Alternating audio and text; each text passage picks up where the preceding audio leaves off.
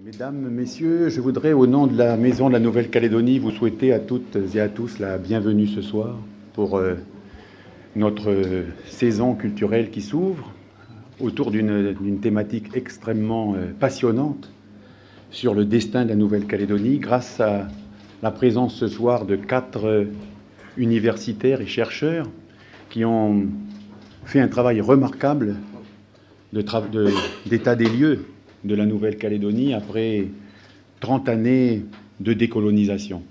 Ils ont inscrit leur travail dans la poursuite de celui engagé par Jean Fraisse. J'ai une pensée également particulière ce soir pour Thierry Menson, qui a été au départ un des initiateurs de ce projet. Je voudrais donc les remercier très chaleureusement de leur présence. Le public si nombreux démontre à quel point votre intervention sera probablement appréciée. Je voudrais remercier les nombreuses personnalités présentes, sans pouvoir toutes les citer, mais je ne pourrais pas ne pas citer les parlementaires de la Nouvelle-Calédonie, Monsieur le député Philippe Dunoyer, Monsieur le sénateur Poadja, qui viennent d'être élus aux dernières élections, respectivement législatives et sénatoriales. Merci également aux représentants des ministères, en particulier le cabinet du Premier ministre, également les ambassadeurs, les hauts fonctionnaires, tous les compatriotes qui gardent un souvenir ému lorsqu'ils pensent à la Nouvelle-Calédonie. Je voudrais également saluer nos amis polynésiens, Madame la ministre du Tourisme, Monsieur le sénateur de Saint-Barthélemy. Nous avons une pensée très solidaire pour ce qui arrive à votre territoire, Monsieur le sénateur. Je voudrais également remercier toutes les personnes qui ont un attachement particulier à la Nouvelle-Calédonie et que je revois à chaque fois dans nos soirées. Avant d'entrer dans le vif du sujet, je voudrais faire un bref rappel historique, puisque l'an prochain, ça fera 30 ans. Nous arrivons au terme d'un processus, un long processus, inlassablement mis en œuvre chaque jour depuis 30 ans. 2018, 1988-2018.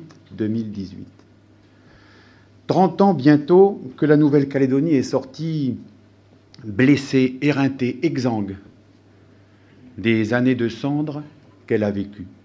Ces années de cendres, appelées pudiquement événements, ont été d'une rare cruauté, d'une rare violence, des exactions, un climat insurrectionnel, des incendies, assassinats, barrages, prises d'otages, 1200 réfugiés, 73 vies fauchées. C'est à l'encre de ces vies que les accords de Matignon ont été signés. Au bord du gouffre, il a fallu la pugnacité, le courage, l'intelligence d'hommes d'exception. Je pense à Jacques Lafleur, Jean-Marie Tjibaou, Michel Rocard. Comme chacun sait, Jean-Marie Tjibaou a perdu la vie à vouloir cette paix, ce qui a d'ailleurs fait dire à Michel Rocard qu'il était plus dangereux de faire la paix que de faire la guerre.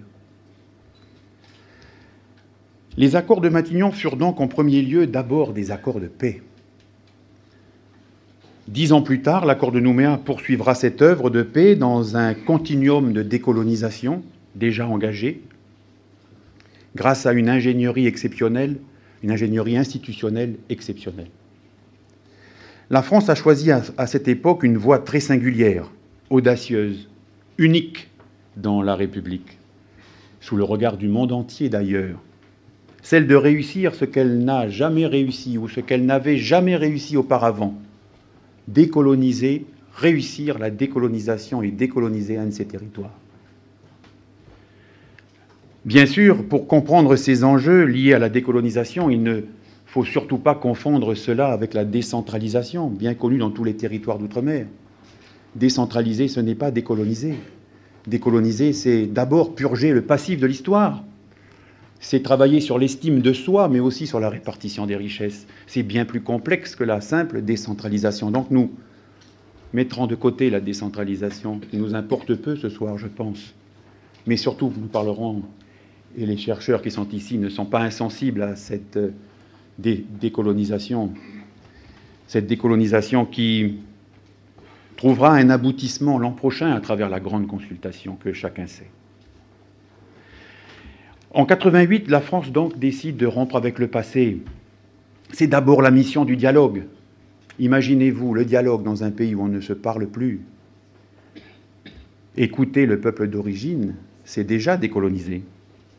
Et puis la création audacieuse, il faut le reconnaître, des 3 provinces, passant ainsi d'un rythme binaire d'affrontement et de sang à un rythme ternaire de partage des responsabilités, partage des territoires, partage des richesses. Partager le pouvoir et la gestion en permettant aux Kanaks de gérer 2 provinces sur 3, c'était un pari audacieux. C'est déjà là décoloniser. Les accords de Matignon, c'est aussi donner plus à ceux qui ont moins, rompre avec la logique égalitaire, une distribution d'argent public un peu sur un fondement de discrimination positive, donner plus aux provinces nord et à la province des îles par rapport au nombre d'habitants. Sortir de ce partage égalitaire, eh bien, c'était à l'époque équitable. Donc on entrait dans la notion d'équité et plus d'égalité, fondant ainsi le rééquilibrage, ce précieux mot que l'on prononcera très souvent en Nouvelle-Calédonie.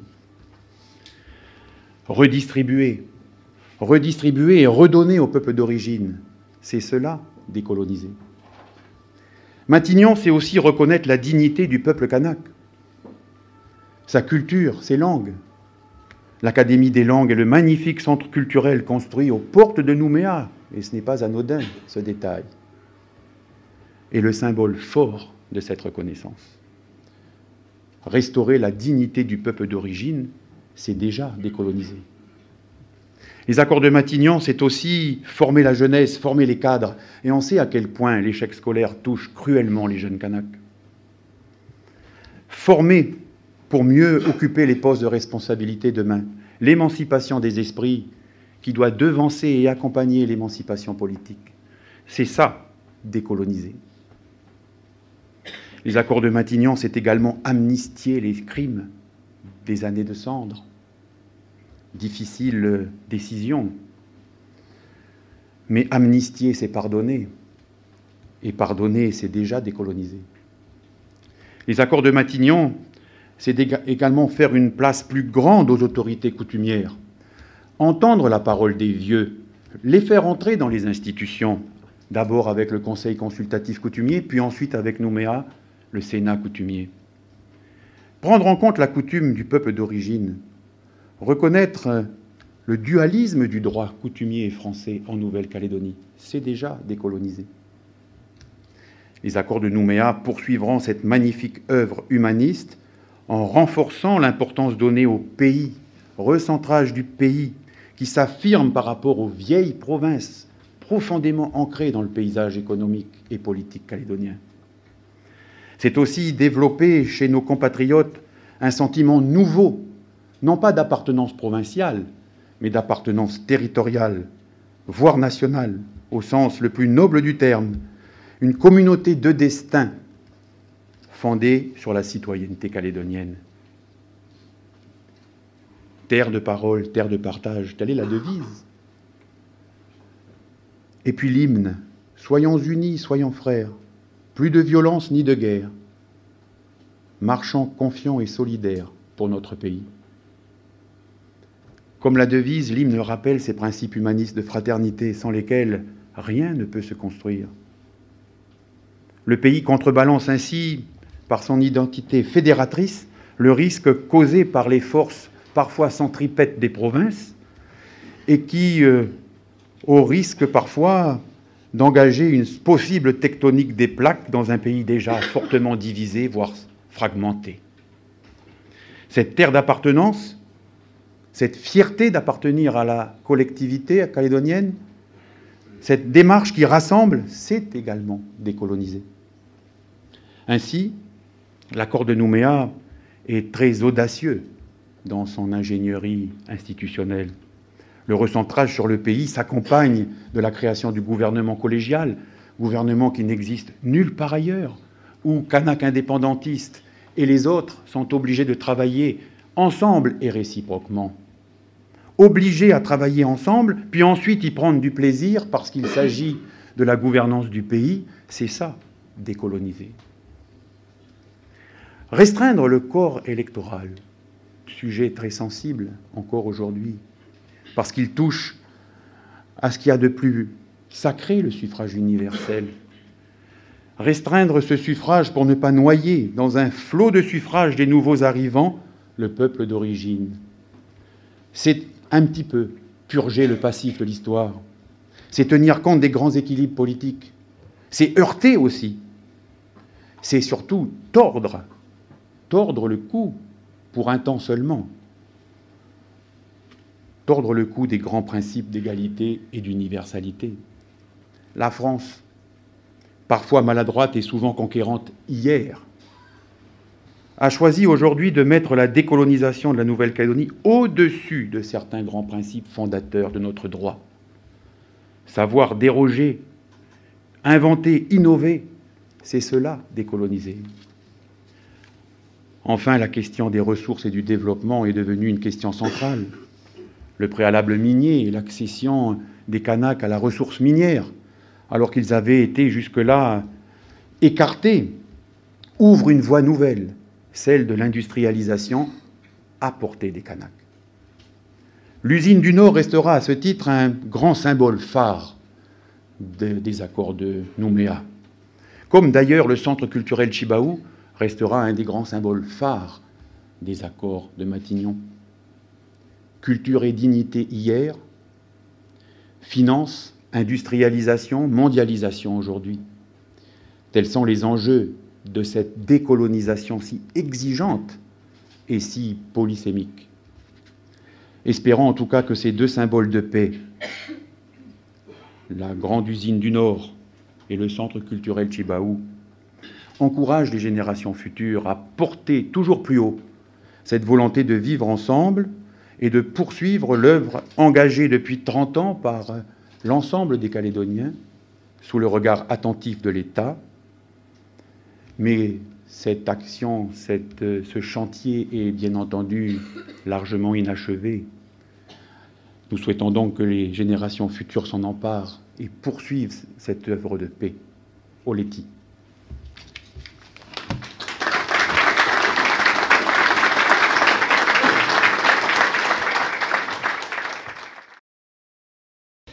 Alors, nous nous sommes posés, en fait, pour la réalisation de ce livre, 3 grandes questions. Alors, la Nouvelle-Calédonie a beaucoup changé depuis 1988, personne ne va contester ça. En revanche, la question qui se posait, c'était est-ce que son modèle économique a fondamentalement changé ou pas? Donc ça, c'était la première question qu'on se posait. Est-ce que l'accord de Matignon a effectivement renversé les mécanismes de développement, les trajectoires de développement dans leur fondement même? On s'est intéressé aussi, et ça, c'était pas dans l'actualité, c'était pas dans les radars académiques trop à l'époque où Jean Fraisse sortait son livre, à la question de la soutenabilité, la question du développement durable. Et là, donc, on a essayé de mesurer cette trajectoire-là. Est-ce que la trajectoire de la Nouvelle-Calédonie sur cette période a été soutenable, et est-ce qu'elle l'est encore, et est-ce que la Nouvelle-Calédonie est armée pour avoir une trajectoire soutenable? Et troisième question, qui est plus tournée vers l'avenir, quelles sont ces options stratégiques pour affronter dans la mondialisation du XXIe siècle, qui n'est pas la mondialisation de la fin du XXe siècle, quelles sont ces options pour affronter cette mondialisation dans le processus de décolonisation qui, de toute façon, est là et va se poursuivre. Donc, 3 questions.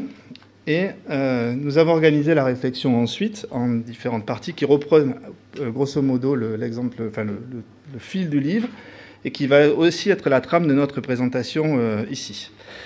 Donc, dans un premier temps, on revient sur les cadrages statutaires et institutionnels qui sont fondamentaux pour comprendre ce qui se passe en Nouvelle-Calédonie. Le portrait a déjà été ébauché en introduction de cette conférence. Dans un deuxième temps, on s'intéressera au cadre macroéconomique et sectoriel en stylisant certains faits de la trajectoire de la Nouvelle-Calédonie sur cette période 1988 jusqu'à 2012-2013, parce qu'ensuite les chiffres n'étaient pas disponibles au moment où on a écrit le livre. Ensuite, on est rentré avec des outils de modélisation dans la détermination des différents modèles de croissance qui ont jalonné cette trajectoire sur 30 ans, avec des modélisations particulières qui donnent des styles en fait de modèles de croissance sur la période, là, allant de 1975 à 2012. Et les questions derrière, c'était Est-ce qu'on est toujours dans une économie assistée ou non? Et sinon, à quel degré? Et deuxièmement, quelle est la soutenabilité de cette trajectoire? Dans un quatrième temps, ensuite, on a questionné la question de la soutenabilité. Et surtout, c'est un peu l'originalité du livre aussi, pas en restant à un niveau macroéconomique, mais en la confrontant aussi aux dynamiques sociales au niveau fin microéconomique. Et pour ça, on a pris deux angles pour questionner ça. D'abord, la résilience de l'économie des ménages résidant en tribu, grâce à une enquête qui avait été effectuée par l'IAC en 2011, et également sur un processus que nous, on juge structurant, la question des mobilités des individus dans les processus d'urbanisation de la Nouvelle-Calédonie d'aujourd'hui. Donc, c'est deux biais qui permettaient de questionner de façon originale la soutenabilité de la trajectoire. Et enfin, dans un dernier temps, on s'est intéressé aux principaux messages synthétisés et nous ne faisons pas des recommandations pour le futur, hein. Ça ne nous appartient pas. En revanche, de dessiner quelques enseignements qui, on l'espère, et votre présence ici montre qu'il y a un intérêt quand même pour ça, d'avoir quelques éléments pour réfléchir à l'avenir. Alors, sur la question des institutions. Alors, on est effectivement, en Nouvelle-Calédonie, dans une économie très politique. C'est assez incontestable. Toute l'essence, en fait, de la trajectoire institutionnelle depuis la provincialisation, c'est l'idée de répondre aux impasses de la démographie. La démographie est ce qu'elle est, les équilibres sont ce qu'ils sont, et donc du coup le suffrage universel ne peut pas résoudre le problème et va maintenir une minorité dans une situation qu'elle ne souhaite pas. Et du coup, la Nouvelle-Calédonie n'est pas du tout un cas unique dans le monde, de sociétés clivées avec deux blocs assez marqués, et dans lequel la démocratie, le suffrage universel n'est pas possible. Et du coup, des juristes ont essayé de conceptualiser ce qui se passe dans ce cas-là, l'invention des hommes pour suppléer à ça, et donc de la mise en place d'une démocratie qu'on nomme consociative. Donc l'idée, c'est de se doter d'institutions qui permettent à toutes les parties du pays de s'exprimer. Donc c'est le sens, en fait, et cette lecture-là permet de relire autrement un peu la question de la provincialisation. Et cette articulation entre province, congrès et ensuite gouvernement, c'est bien la reconnaissance politique et de permettre à toutes les sensibilités de s'exprimer et de participer à la vie du pays. Le point sur lequel on souhaite insister, c'est que souvent on s'en tient aux questions statutaires. Ces questions statutaires n'auraient pas eu leur impact si ça n'avait pas été doublé d'un vrai discours et d'une vraie volonté économique appuyée à cette reconnaissance politique. Et donc, du coup, les principes de rééquilibrage, en particulier, sont fondamentaux là-dessus. C'est non seulement reconnaître les inégalités, mais aussi donner les moyens et les efforts financiers pour essayer de s'y atteler vraiment. Et c'est ça qui donne du sens et de l'originalité au modèle consociatif de la Nouvelle-Calédonie. Un exemple particulier, on a essayé de creuser un peu cette question-là dans le livre, c'est le protocole de Bercy, l'accord de Bercy de 1998, préalable à l'accord de Nouméa. Et en fait, l'accord de Bercy qui engage l'État dans la possibilité pour un exécutif indépendantiste, en l'occurrence la province Nord, de construire une usine dont il sera l'actionnaire majoritaire. C'est un accord industriel, et ça a été traité comme un accord industriel par Bercy. Mais on voit bien que cet accord industriel, il a une portée politique, une dimension politique très forte, et ça permet de relire aussi les trajectoires de ce côté-là. Et cette idée entre économie et politique institutionnelle reste très forte. Et de fait, la provincialisation, avec cet apport financier aussi, a permis à des représentations différenciées du développement, à des visions du monde différentes et à des réponses politiques différentes de s'exprimer à travers les provinces.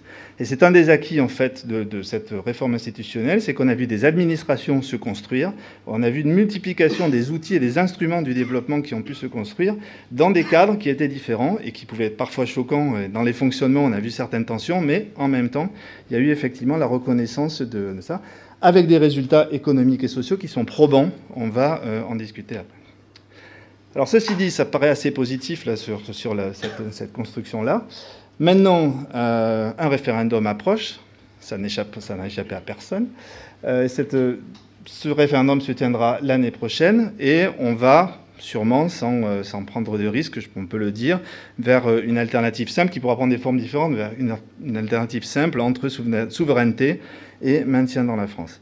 Ceci dit, ce qu'on voulait vous montrer dans le livre ici, c'est que quel que soit le choix de ce référendum, de toute façon, il va y avoir un mouvement institutionnel derrière, il va falloir repenser les institutions de la Nouvelle-Calédonie, et des problématiques qui sont là resteront de toute façon après le référendum. En particulier, ce qu'on voulait souligner, c'est que le monde et la Nouvelle-Calédonie ont changé et que ces institutions, de fait, doivent être repensées pour coller aussi aux dynamiques actuelles. Il semble qu'il y ait quand même quelques traits qui sont fondamentaux et qui devraient être réservés. C'est que ce qu'on a expliqué sur l'économie très politique, il semble que ce lien-là restera toujours et que cette économie très politique devra de toute façon rester, que les institutions devront permettre une action forte quand même des institutions publiques sur le modèle économique. Il semble aussi, et là je crois qu'il y a un consensus là-dessus aussi, que la question de la provincialisation et du rééquilibrage, ça reste toujours les conditions de l'équilibre politique et social du pays et qu'on voit mal comment revenir trop en arrière sur les compétences des provinces avec ce qu'elles ont montré. En plus, en se structurant, forcément, elles se renforcent, elles s'auto-renforcent et il s'est créé des identités qui va être difficile de déplacer. Du coup, la question principale semble porter sur la gouvernance à l'échelle du pays. Et là, sûrement, une refonte des institutions, tenant compte de la nécessité d'avoir une meilleure stratégie pays, et une meilleure stratégie pays articulée aux stratégies provinciales. Et maintenant, ça ressort beaucoup dans les discours, aux stratégies communales, les communes devenant aussi un maillon important, surtout dans le cadre de l'après-2018. Merci, bonsoir à tous. Alors, du point de vue du cadrage macroéconomique, la première chose à souligner, c'est que l'économie néo-calédonienne a connu une croissance remarquable sur la période 1965-2014, plus de 4% annuellement, soit plus que la croissance de la France métropolitaine. Ce que l'on constate également sur ce graphique, c'est qu'à partir des années 90, il y a une moindre instabilité de la croissance, en raison notamment de la diminution du poids du nickel dans la création de valeur ajoutée. En moyenne, le PIB par habitant a cru de 2,3% par an sur la période 1990-2010. Autrement dit, ce PIB par habitant est aujourd'hui proche de celui de la France métropolitaine, 10 à 15 fois supérieur à celui des îles du Pacifique les plus proches, comme Fidji, Samoa ou Vanuatu, et 2 fois supérieur à celui des départements français d'outre-mer. Alors, cette très forte croissance de l'activité globale a permis d'améliorer très sensiblement les performances sociales sur l'ensemble du territoire néo-calédonien, au profit du Nord et des îles Loyauté, bien sûr, en particulier, par exemple en termes d'espérance de vie ou de taux de réussite au baccalauréat. On voit sur ce graphique que le niveau d'IDH, l'indicateur de développement humain de la Nouvelle-Calédonie, est aujourd'hui particulièrement élevé et de façon indéniable, les conditions de vie des populations se sont améliorées. Pour autant, ce rééquilibrage social contraste avec la difficulté à réduire les inégalités monétaires entre les provinces. On note ainsi un rapport de 2 à 3 entre le Sud et les 2 autres provinces en 2008, les dernières données disponibles. Conjointement, les îles Loyauté et la province Sud voient les inégalités de revenus se creuser assez fortement entre 1991 et 2008 sur leur territoire, alors qu'elles tendent plutôt à se réduire dans la province Nord. Alors, cette forte croissance ne doit pas faire oublier que la Nouvelle-Calédonie est et reste une petite économie insulaire et qu'elle en conserve les traits caractéristiques. Le nickel reste structurant, alors davantage par ses effets indirects et induits que par ses effets directs, en particulier par son poids dans le PIB, qui reste à moins de 10% sur la période récente. Et on constate que le nickel continue également à fortement conditionner les anticipations des agents. En revanche, la Nouvelle-Calédonie peine à développer les secteurs soumis à la concurrence en dehors du nickel, ce qui est assez symptomatique d'une économie rentière et dépendante. En dépit des mesures de protection qui ont été mises en œuvre, notamment dans l'agriculture ou les industries agroalimentaires, et en dépit des gains de productivité qui ont été réalisés, la diversification de l'économie reste limitée. Comme vous le voyez sur le graphique, les services marchands et non marchands sont les principaux contributeurs à la croissance économique, puisqu'ils représentent aujourd'hui environ 70% du PIB. Au final, la tertiarisation de l'économie qu'on pouvait déjà observer à l'époque de Jean Fraisse, eh bien, elle s'est accélérée sur la période, avec le développement des services marchands, qui entretient et rend d'autant plus stratégique le débat pour plus de transparence sur les marges et les prix. Plus largement, cela renvoie à la question de la structure de l'économie très politique de la Nouvelle-Calédonie et de la répartition du pouvoir économique entre ces différents acteurs. En 1995, Jean Fraisse parlait d'un oligopole de collusion qui, par son organisation et ses ententes, démultipliait le caractère assisté de l'économie. Cet oligopole contribuait notamment à augmenter marges et prix en limitant la compétitivité des secteurs primaires et secondaires hors nickel. Alors nous avons cherché à mesurer l'évolution de cet oligopole en examinant les participations croisées dans les conseils d'administration des entreprises calédoniennes. Il faudrait pouvoir aller beaucoup plus loin. Malheureusement, ça n'a pas été le cas. Les données disponibles, malheureusement, ne le permettent pas. À partir des quelques données auxquelles nous avons eu accès, le résultat, c'est que, il y a une certaine permanence de cet oligopole, avec notamment des situations très marquées dans les filières du médicament, de la téléphonie ou encore de l'automobile. Les prix et les marges sont toujours élevés, avec des taux de marge 2 fois supérieurs à ceux de la France métropolitaine. Ces écarts s'expliquent par les ententes et une gouvernance des filières non optimale. Cela étant dit, des recompositions, des évolutions sont importantes ces dernières années. De nouveaux acteurs sont apparus, dont certains macro-acteurs de la finance mondiale, tandis que le capitalisme calédonien se rajeunit et se professionnalise. Ces recompositions soulignent que des opportunités nouvelles existent en matière de politique publique, car si l'oligopole est compréhensible dans une situation de petite économie insulaire, il convient d'en contrecarrer les effets négatifs et donc d'en encadrer les pratiques. Et cela commence par une meilleure information sur les marges, ce qui va dans le sens des évolutions en cours avec la mise en place de la TGC.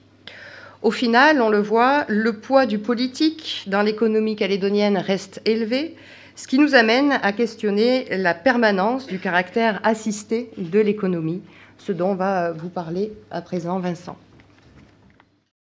Bonsoir à tous et à toutes. Donc merci Séverine. Effectivement, la question que je vais aborder, c'est la question, deux questions différentes que je vais aborder successivement. La première, comme l'annonçait Séverine, c'est la question de l'économie assistée. Parce que le terme d'économie assistée qui a été inventé par Jean Fraisse est une expression particulièrement frappante. Économie assistée, surtout dans l'explication qu'en proposait Jean Fraisse.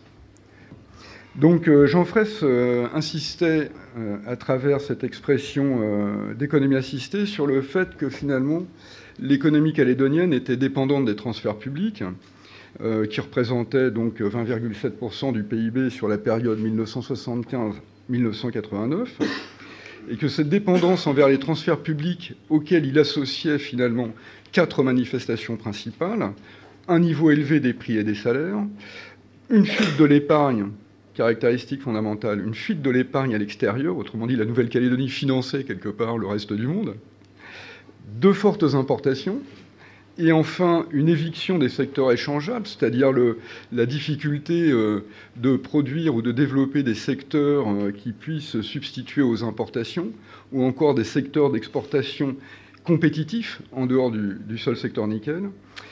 Au final, ces 4 caractéristiques, effectivement, et c'était là toute la force de l'expression économie assistée, Jean Fraisse nous expliquait que ces 4 caractéristiques se combinaient pour rendre et reproduire surtout cette dépendance au transfert public, maintenant ainsi une situation de dépendance, effectivement, envers la France.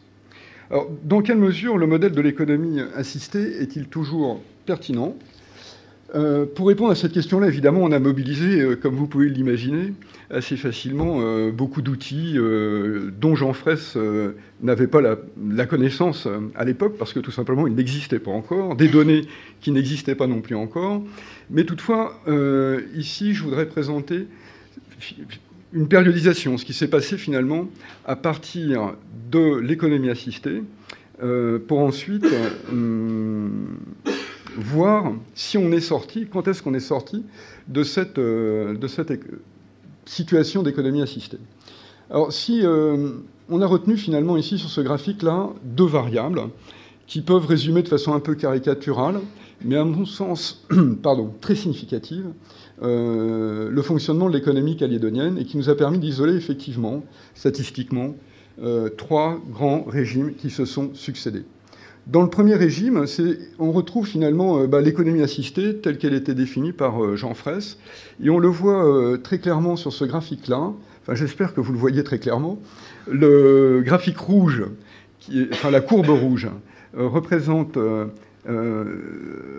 l'épargne. Et la courbe qui doit apparaître verte, normalement, représente l'investissement au niveau macroéconomique. Donc, comme vous le savez, quand vous investissez dans une économie, eh bien, il faut avoir de l'épargne pour financer cet investissement. Donc, effectivement, on retrouve donc là, dans cette première période dite de l'économie assistée par Jean Fraisse, on retrouve la caractéristique essentielle qui est que l'épargne de la Nouvelle-Calédonie excède finalement les investissements qui ont lieu sur le territoire. En conséquence, on assiste à une fuite des capitaux au départ de la Nouvelle-Calédonie, ce qui était une caractéristique extrêmement frappante, évidemment.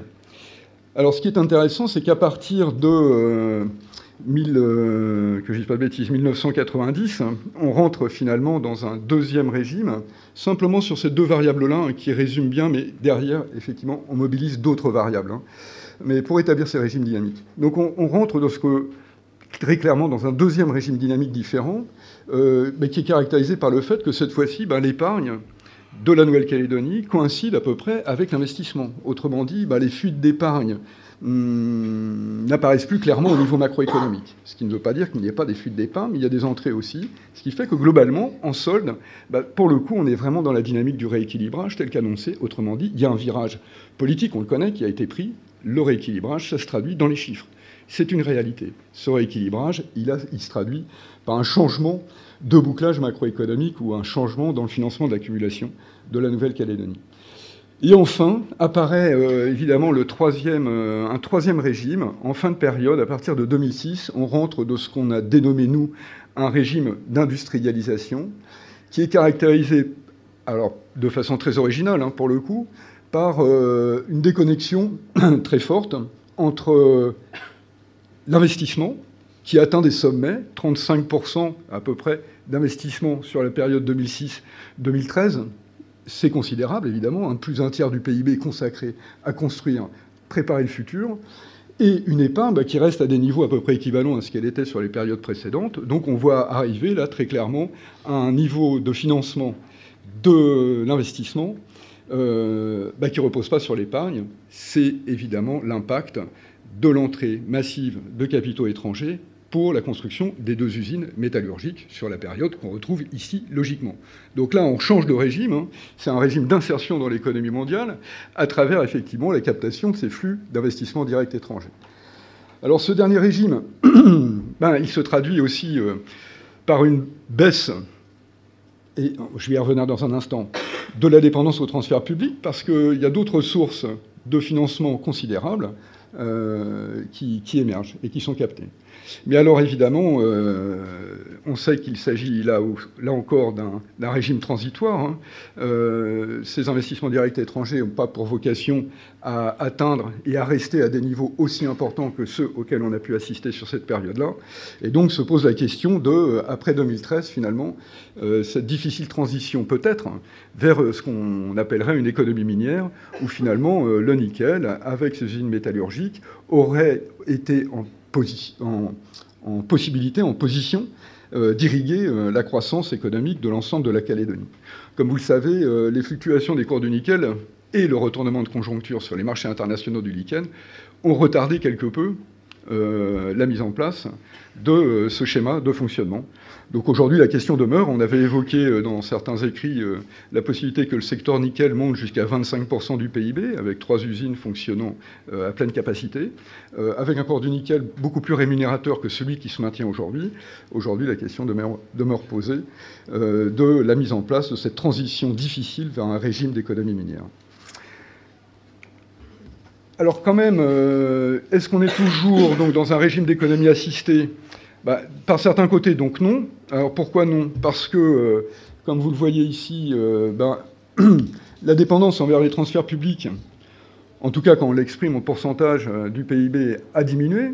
On a vu se développer dans la dernière phase de ce qu'on a appelé le régime d'industrialisation une véritable économie productive autour du secteur nickel, qui a eu beaucoup d'effets de redistribution, des effets considérables sur l'emploi, aussi des grands projets d'infrastructure qui ne sont pas forcément tous dépendants des projets miniers, mais quand même. Et puis, pour reprendre les critères utilisés, une partie des critères utilisés à l'époque, en 1995, par Jean Fraisse, la mesure des liaisons intersectorielles, c'est-à-dire le fait qu'on crée de la connexion entre les secteurs productifs dans l'économie et qu'on n'est pas face à une économie totalement désarticulée, mais qu'au contraire, on voit apparaître des fournisseurs qui dépendent et qui vont approvisionner les entreprises, créant ainsi des liaisons intersectorielles. Ces liaisons se sont manifestement, sur la période, se sont établies à des niveaux plus significatifs, plus importants que ceux que Fraisse avait calculés et avec lesquels on est d'accord parce qu'on les a recalculés sur la base des chiffres qu'il utilisait à l'époque. Mais, et puis, alors, dernière remarque, les effets d'entraînement de l'investissement se sont avérés plus puissants quand on calcule des multiplicateurs d'investissement, qu'on compare avec des multiplicateurs des transferts publics. On constate que les multiplicateurs d'investissement, de ces investissements miniers notamment, et autres, ont été beaucoup plus forts finalement, plus élevés que ceux qui étaient portés par les transferts publics. Donc tous ces éléments-là nous conduiraient plutôt à dire on est vraiment sorti de l'économie assistée. C'est vrai, mais cependant, et c'est évidemment un point essentiel, mais cependant plusieurs éléments du modèle d'économie assistée se maintiennent. L'échec sur le développement, la diversification de l'économie calédonienne. Alors, à échec relatif, faut bien peser ces mots, évidemment. En quoi est-ce que c'est un échec ?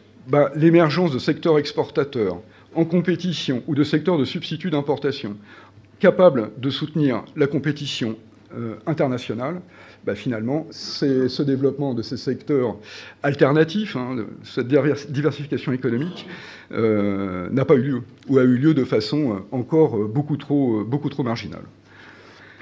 Deuxième constat, le poids des transferts publics reste encore aujourd'hui, là je donne le chiffre pour 2012, qui est 12,3% du PIB, les transferts publics restent importants, ils restent importants, évidemment.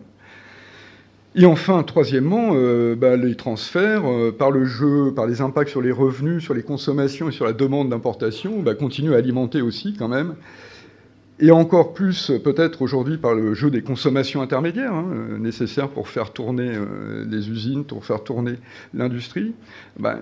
Ces transferts alimentent toujours, les transferts publics alimentent toujours un flux important d'importation, qui pose la question, effectivement, du maintien quand même de cette dépendance.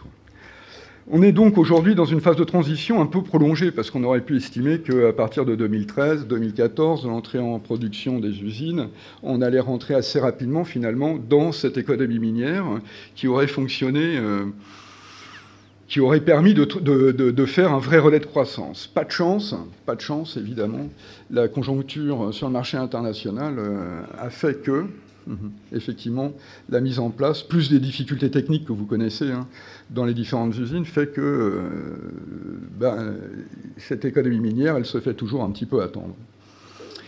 Alors, dans cette perspective de construction d'une économie minière, avec le nickel, qui a joué un rôle important, qui joue un rôle peut-être plus important aujourd'hui, et peut-être encore plus demain, évidemment, il y a une question, deuxième question, que je voulais aborder rapidement avec vous, qui est la question de, oui, mais tout ça, est-ce que c'est soutenable? On l'a vu, ça a été expliqué par Jean-Michel, rappelé par Séverine, la croissance, le développement, il y a eu du développement économique en Nouvelle-Calédonie, sur la base des transferts publics et sur la base du nickel, et sur la base de projets d'industrialisation. Est-ce que ça pose pas un problème quand même en termes de développement durable? C'est-à-dire que, en ce qui concerne le nickel, par exemple, de façon évidente, il s'agit d'une ressource non renouvelable. Une fois que vous l'avez exploitée, vous ne le reverrez plus jamais, quoi. Donc ça pose la question de ce qu'on va transmettre aux générations futures. Qu'est-ce qu'on va laisser finalement aux générations futures? Est-ce qu'on va laisser des montagnes découpées en tranches et quoi d'autre? Ouais. Donc on a abordé cette question-là à travers un indicateur qu'on appelle un indicateur de soutenabilité faible, qui n'est pas très satisfaisant, mais il a l'avantage d'exister pour tout un tas de pays. Il est fabriqué par la Banque mondiale. Et cet indicateur nous permet de mesurer si une économie, dans son fonctionnement, non seulement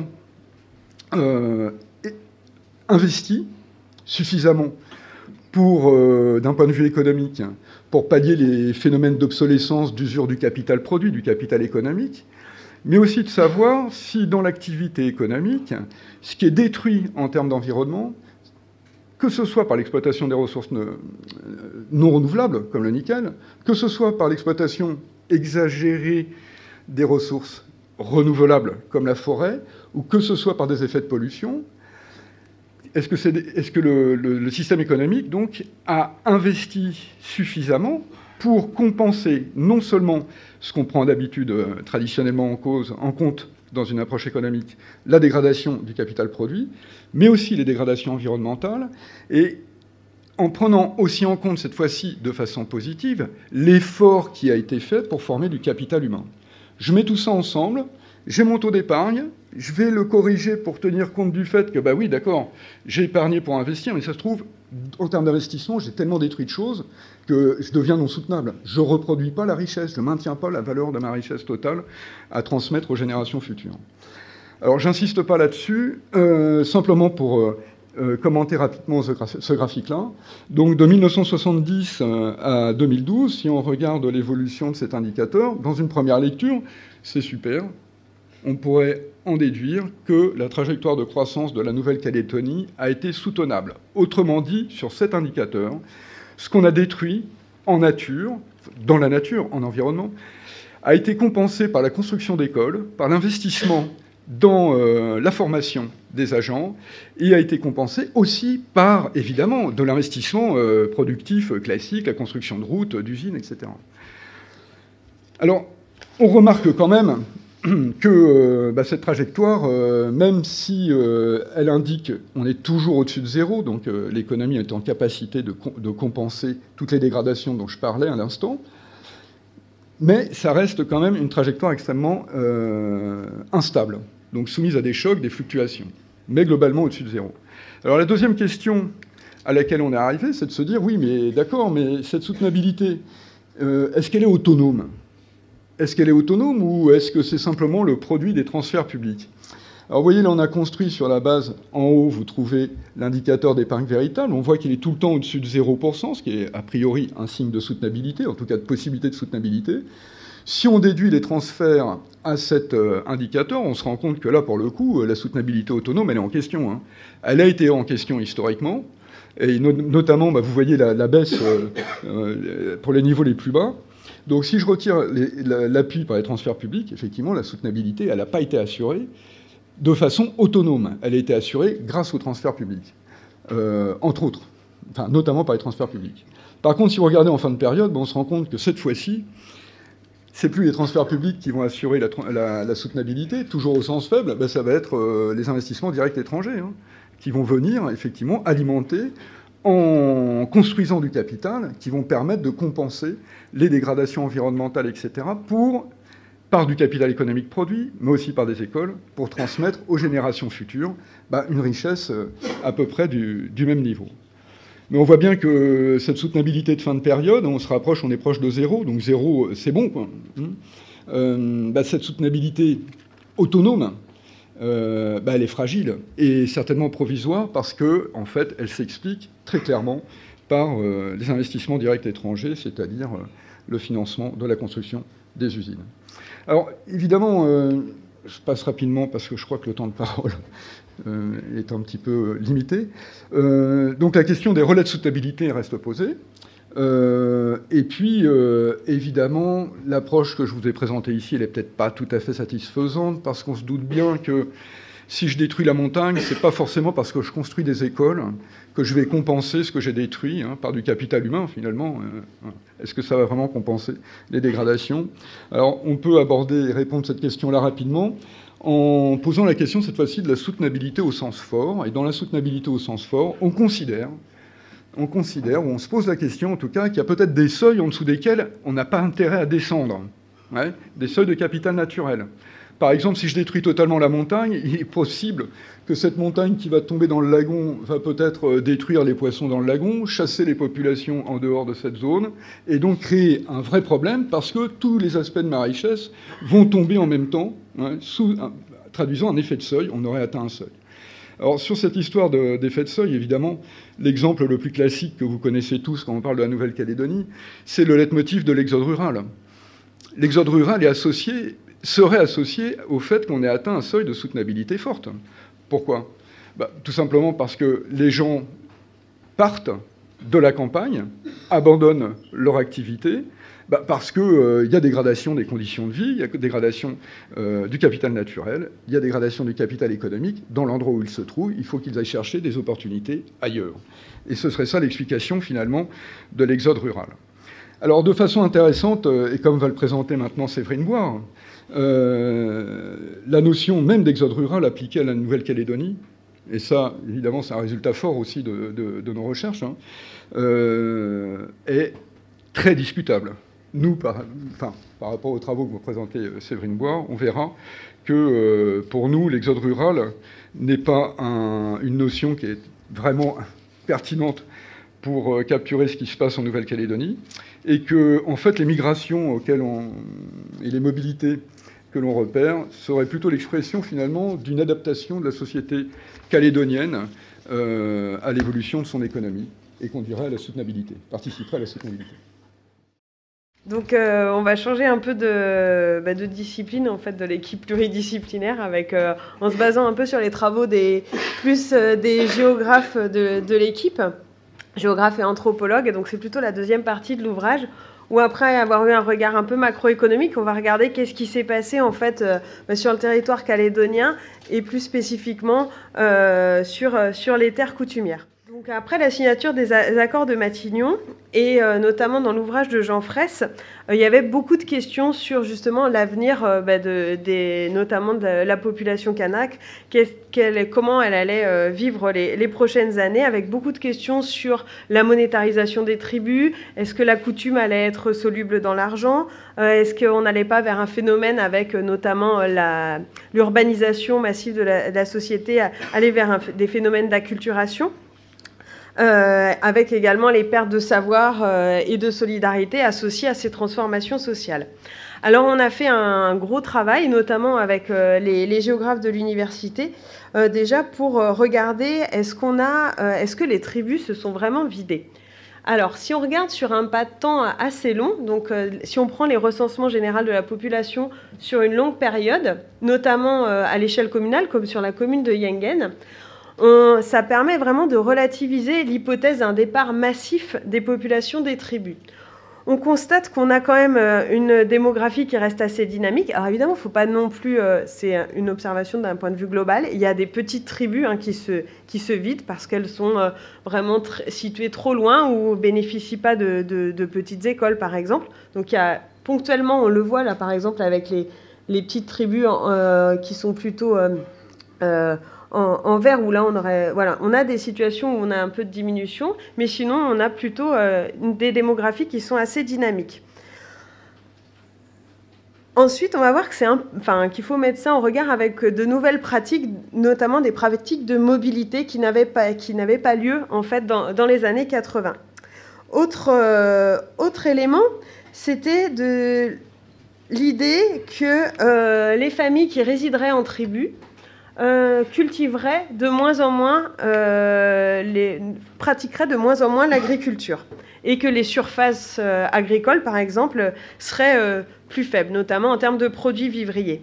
Alors là, on a à l'IAC, donc là c'est des géographes plus de l'IAC avec le CIRAD, on a fait en 2011 une grande enquête sur l'agriculture des tribus. C'était la première fois que ça a été fait pour avoir des données statistiquement représentatives.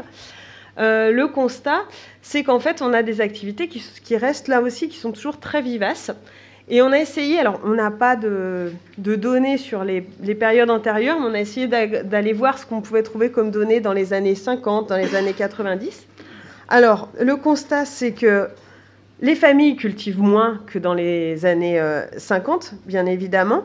Qu'on a des surfaces donc, qui sont plus faibles, que ça a fortement baissé justement dans les années 50 et les années 90, mais qu'aujourd'hui, depuis les années 90, ces productions agricoles en tribu, en termes de surface, elles continuent de diminuer, mais beaucoup plus doucement. Et en fait, comme on n'a pas d'autres aujourd'hui, une actualisation de ces données, on se demande s'il n'y a pas un effet de seuil qui serait en dessous duquel, pour ces familles-là, ces activités agricoles seraient trop importantes pour les stopper. Donc on a regardé plusieurs chiffres, on observe une stabilité des surfaces, par exemple en igname, qui sont donc des tubercules symboliques très importantes pour les coutumes. On a même des augmentations de certaines surfaces de culture, manioc, bananes. Et ça veut également dire, derrière ces superficies, ce ne sont pas que des plantes cultivées, c'est aussi des savoirs, des savoir-faire associés, donc des échanges de savoirs et du capital humain, culturel et humain, qui est entretenu. Donc dans une perspective de soutenabilité, on trouve intéressant d'avoir ça en tête. Autre élément, alors justement à l'époque de Jean Fraisse, une des idées c'était de se dire que les populations des tribus allaient se monétariser, cette société allait se monétariser via la commercialisation des produits agricoles. On voit que les gens continuent de cultiver, de pratiquer l'agriculture, de pratiquer la pêche, la chasse, et en fait ces produits-là et ces activités-là, elles n'ont pas, même encore aujourd'hui, une vocation à être commercialisées. On le voit sur le graphique. Les produits agricoles, par exemple, il y a seulement 12-13% qui sont commercialisés. Le reste est d'abord à vocation à être autoconsommé et donné lors des dons au quotidien et pendant les coutumes. Du coup, ces permanences-là seraient sans doute en partie, expliqueraient peut-être une partie de la soutenabilité qu'on observe. Autre élément important, c'est que toutes ces productions, toutes ces activités, qu'on peut qualifier de tribales, c'est en fait, et le fait d'autoconsommer et de donner. Alors on a essayé de faire un petit exercice, c'est d'affecter le prix du marché à tout ce qui était autoconsommé et ce qui était donné. Et le constat, c'est que en fait, si on ajoute ça au calcul des revenus monétaires, le constat, c'est qu'on a une réduction des inégalités. Alors, comment on le mesure? Ça, c'est les courbes de Lorenz qui permettent en fait de mesurer les inégalités. Et plus on est loin de la courbe de la droite des revenus tous égaux, plus on a une société inégalitaire. En tout cas, c'est des revenus inégalement répartis. Donc, si on prend que les revenus monétaires, on est très en bas, donc on a une courbe très incurvée. Si on ajoute tout ce qui est non monétaire, donc tout ce qui est autoconsommé et donné, on rapproche la courbe, et les revenus sociaux qu'on a intégrés, qui, eux, se sont démultipliés depuis les années 2000, avec des grandes avancées en termes de diffusion et d'élargissement des allocations familiales, les allocations retraite, qui ont permis vraiment, qui font bien leur travail, de réduction des inégalités. Autre élément qui était qu'on questionnait beaucoup, c'est l'histoire de la mobilité, de grossissement de Nouméa, de l'urbanisation hein, de la société. Le constat, c'est que si on n'a pas d'exode rural massif, en fait, ça ne veut pas dire que les gens ils quittent pas non plus, ils sortent pas des tribus, bien au contraire. En fait, le constat, c'est qu'on a sur les périodes intercensitaires, donc là, les collègues géographes de l'université ont vraiment essayé de travailler sur plusieurs périodes. Le constat, c'est que les mobilités résidentielles, elles ont augmenté plus vite que la population. Et ça veut dire, en fait, les gens, ils ont des stratégies multirésidentielles. Ils ont soit ils vivent un peu à Nouméa et un peu en brousse, de manière au quotidien ou de manière sur des fréquences plus ou moins courtes ou plus ou moins longues. De plus en plus de gens passent une partie de leur vie à Nouméa, que ce soit pour de la formation, que ce soit pour un emploi. Et du coup, ça veut dire aussi qu'on a toute une circulation du capital humain et des richesses qui sont produites via les transformations de la société. On a également, on ne peut pas nier, malgré ces développements des mobilités, hein, qui est en partie permis grâce à des grands aménagements, l'augmentation des routes, etc. Il y a quand même le Grand Nouméa qui a explosé au cours des dernières années. Alors on a essayé de questionner l'attraction du Grand Nouméa, et en fait là les collègues géographes, ils ont observé qu'on avait quand même de très très importants contreflux. Et du coup, que par exemple sur la période, si on regarde les mobilités résidentielles interprovinciales entre 2009 et 2014, le constat c'est qu'on a quasiment autant de personnes qui sont venues de la province nord vers la province sud que de personnes qui sont parties de la province sud vers la province nord. Alors ça veut dire que la province nord a enregistré par exemple un solde migratoire donc positif avec la province sud. Ça amène vraiment à repenser la rhétorique de l'exode rural et à essayer de la dépasser, en fait, d'essayer de prendre un peu de recul par rapport à cette première analyse qu'on pourrait faire avec une explosion hein, de Nouméa et du Grand Nouméa, et pour justement observer ça et accompagner ces mécanismes. Dans l'ouvrage de Fraisse, il y avait le questionnement justement de l'urbanisation et de la ville de Nouméa. À l'époque, dans les années 80, Nouméa, c'était la ville blanche, qui était plutôt assez isolée par rapport au reste du territoire. Aujourd'hui, c'est complètement différent. Nouméa et le Grand Nouméa, l'urbain, en fait, représente un lieu de vie et de passage pour la grande majorité de la population, ce qui n'était pas vraiment le cas. Voilà, on n'a plus la ville blanche, mais une petite France. On a aujourd'hui une deuxième, voire une troisième génération à naître dans le Grand Nouméa et dans les tribus urbaines. Aujourd'hui, avec l'élargissement spatial donc, du Grand Nouméa, les terres coutumières des tribus de Conception de Saint-Louis, elles sont tout près de la ville. Du coup, ça change aussi et c'est les problématiques à la fois de la ville et de ces terres coutumières. Et on a une nouvelle identité urbaine qui se développe. Évidemment, il ne faut pas idéaliser non plus la situation. Hein. Il y a plein de choses qui ces transformations ne se font pas du tout de manière... Il ne faut pas idéaliser du tout la situation. Il y a aussi des phénomènes de marginalisation, que ce soit dans ces tribus ou au sein même de la ville. D'ailleurs, ce graphique-là, on observe encore aujourd'hui, même si les gens circulent plus dans leur globalement, le constat, c'est qu'on a quand même encore des phénomènes de ségrégation socio-spatiale forts. Ça, sur cette carte, en fait, c'est la carte de Nouméa où en fait les collègues ont mesuré le pourcentage de la population kanak selon les quartiers. Et le constat, c'est qu'on a véritablement une répartition entre Nouméa Sud et Nouméa Nord, en termes de population. Alors ça veut dire que ça pose des questions en termes de gouvernance. Ce qu'il faut voir, c'est qu'on a aussi VKP. Hein, là, on n'a pas des chiffres, mais sur les communes de VKP, donc qui ont aussi explosé d'un point de vue de la population. Il y a des choses qui se transforment très très vite, et du coup, la nécessité de les accompagner et d'essayer de planifier, d'accompagner au mieux les mobilités pour justement limiter ces effets de ségrégation. Alors, je vais finir par un petit point sur... En fait, on a parlé un peu de politique publique. Il y a tout un chapitre dans donc dans l'ouvrage, où on a essayé de descendre au niveau des politiques publiques, de regarder qu'est-ce qui s'était passé depuis les accords de Matignon.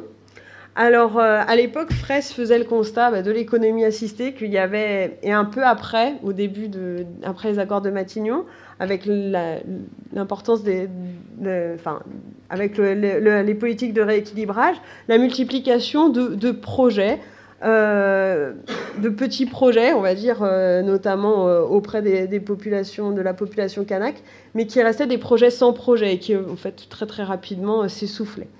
Ces dynamiques-là se sont quand même prolongées assez longtemps, jusque dans les années 2000, donc avec des résultats assez mitigés.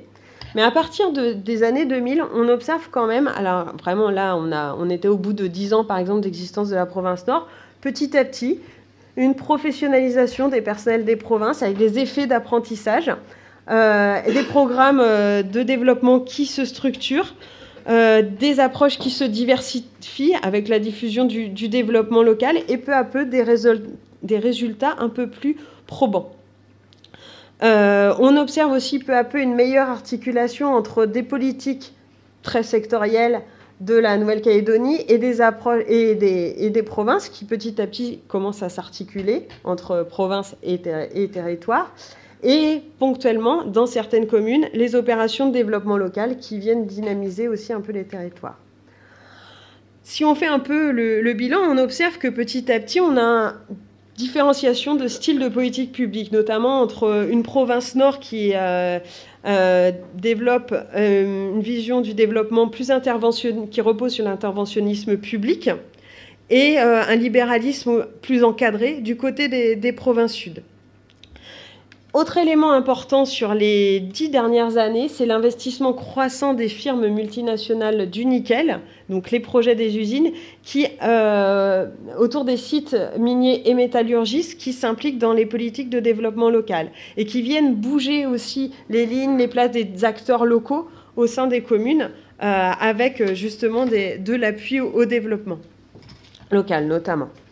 Donc ça, c'est développé avec plein d'études de cas, très bien faites par des collègues anthropologues. Voilà. Donc on a une poursuite de la professionnalisation, avec, après 2010, là il y a le début des réductions budgétaires qui amènent en fait à un peu réencadrer un peu l'utilisation des subventions. Et le constat, c'est que petit à petit, on a la constitution d'un dispositif d'appui financier, en tout cas, qui est vraiment complet sur pas mal de territoires, depuis les subventions provinciales, le microcrédit. Vraiment, par rapport aux années 80, on a vraiment quelque chose d'un panel très, très, très complet. Et l'importance des communes dans toutes ces dynamiques de développement local, dont la place va être questionnée avec les évolutions statutaires, puisqu'elles vont voir si elles vont être renforcées. Du coup, tous ces constats-là nous amènent à mesurer des avancées importantes en termes de constitution de capital humain, et donc qui participent à la soutenabilité. Alors, en termes de conclusion, qu'on a écrite à plusieurs, ce serait que la Nouvelle-Calédonie reste une petite économie insulaire qui a fait le choix de la mine et la métallurgie. On ne vous apprend rien. Maintenant, il va falloir essayer de gérer les chocs issus quand même de la vulnérabilité aux marchés internationaux. On le voit sur les dernières années. Malheureusement, les chiffres qu'on a, souvent, ils s'arrêtent 2012, voire 2014. Donc du coup, on ne voit pas forcément tout à fait, parce que les chiffres ne sont pas stabilisés, on pourra en parler un petit peu à la fin si vous voulez. Le constat également, c'est qu'il n'y a pas de fatalité, on était dans une situation très difficile à la fin des années 80, et qu'en fait, avec des politiques volontaristes, et qu'on peut avoir des trajectoires de développement, voilà, il n'y a pas de fatalité, et que des possibilités de diversification au-delà du nickel restent ouvertes. Alors, les défis selon de notre point de vue, c'est que peut-être justement ces politiques volontaristes et donc cette économie qui est très politique, on a vu que ça avait ses défauts, l'oligopole, etc., mais que ça a quand même aussi ses avantages parce que ça crée des résultats. Nous, on voit un enjeu important de se doter d'une capacité d'expertise propre pour mesurer les progrès de la Nouvelle-Calédonie, de ne pas avoir que des experts de l'extérieur qui viennent mesurer l'évolution de l'économie calédonienne, d'avoir un appareil statistique renforcé pour mesurer les éléments qui sont spécifiques à la Nouvelle-Calédonie, mesurer le non marchand, comme ce que je vous ai montré, avoir une approche globale avec une approche en termes de soutenabilité, essayer de mesurer ses marges, puisqu'on le voit bien, hein, c'est un enjeu majeur, mesurer les inégalités, en sachant que c'est vraiment quelque chose de très compliqué, de questionner le modèle consociatif actuel. Ces dernières années, on le voit, il y a des réformes importantes à mener et qu'en fait le modèle consociatif, même s'il a apporté beaucoup de choses, aujourd'hui on arrive peut-être à une période où on en voit un peu les limites. L'objectif serait de renforcer le territoire, mais sans affaiblir les provinces, puisque tout le monde y reste attaché. En termes de petite économie insulaire et surtout qui a fait le choix de la mine, l'importance de définir une stratégie pays qui soit flexible en termes de captation et de valorisation de la rente minière, parce qu'aujourd'hui, on a toujours 3 stratégies qui se font... qui sont non concertées et potentiellement concurrentes. La stratégie de mettre en place, d'avoir la fiscalité minière, donc ça c'est l'IS 35 à laquelle est seulement soumise la SLN pour l'instant, puisqu'il y a un pacte fiscal qui protège pendant 15 ans donc les projets métallurgiques. On a la possibilité de la prise de participation publique dans les usines métallurgiques. Il y a différents choix. La province Nord qui pousse jusqu'à 51% et qui donc va s'impliquer dans le projet. Jusqu'à 35% dans la SLN et 5% dans Valais. Du coup, on peut mettre le curseur à différents endroits, en sachant que ça pose des questions, donc ça a des retombées positives en période haute, mais ça pose des questions de capacité des collectivités territoriales à financer en période plus difficile. Et enfin, la troisième stratégie qui est d'exporter du minerai brut. Alors, ces 3 stratégies, elles sont intéressantes pour des acteurs différents. Elles permettent de d'irriguer, elles permettent une captation de la rente minière par des acteurs différents. Donc on pourrait les juger de ce point de vue-là complémentaires. Mais en même temps, si on prend un peu de recul, la Nouvelle-Calédonie, avec ces 3 stratégies-là en même temps, dans la filière nickel, ça aurait plutôt tendance à la fragiliser. Et des macro-acteurs de ces firmes multinationales peuvent justement jouer sur le fait d'avoir ces trois stratégies.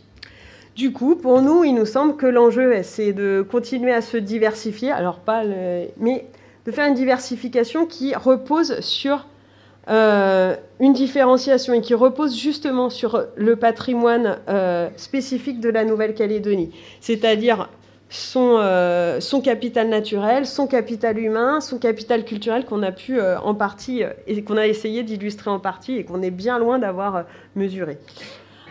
Du coup, ça invite, il nous semble, pour nous, d'essayer de continuer à penser la richesse d'un pays à travers son patrimoine, et c'est en ayant une vision de ce patrimoine matériel et immatériel, de trouver les moyens de le mobiliser. Et ce sera qu'en ayant cette réflexion qu'on arrivera à faire ça de manière soutenable. Alors les pistes, c'est le capital naturel, donc ça il est déjà en partie bien mis en valeur, mais il y a plein d'autres perspectives. Le taux d'endémisme est élevé, donc continuer à investir là-dedans. Essayer peut-être de mieux reconnaître et de valoriser le capital humain, voir comment valoriser la rente géopolitique, etc. Et puis sûrement d'autres ressources à révéler. Et donc à valoriser et continuer d'investir là-dedans. Donc probablement encore plein d'options à inventer, à débattre. Et c'est là que, nous on est là pour amener des choses au débat. Et l'intérêt c'est peut-être d'avoir une recherche pas que économique et justement qui un peu multiplie les angles d'approche pour penser ce patrimoine dans sa diversité. Voilà. Merci de votre attention.